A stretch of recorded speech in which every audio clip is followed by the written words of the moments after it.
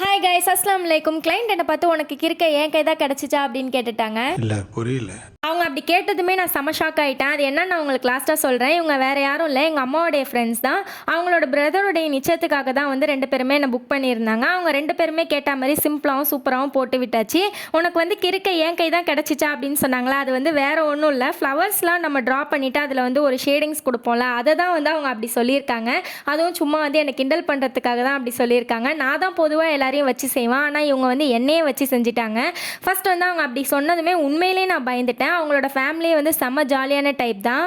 இவங்க தான் எப்படின்னு பார்த்தாக்கா அஃபி ஆண்டியோட ஹஸ்பண்ட் வந்து ஒரு படி மேலே போய் இவளுக்கு வந்து நான் யூடியூப்லலாம் சப்ஸ்கிரைப் பண்ணி சப்போர்ட் பண்ணிட்டு இருக்கேன், அதனால் வந்து இவள் ஃப்ரீயாக தான் பண்ணி தரணும் அப்படின்னு சொன்னாங்க.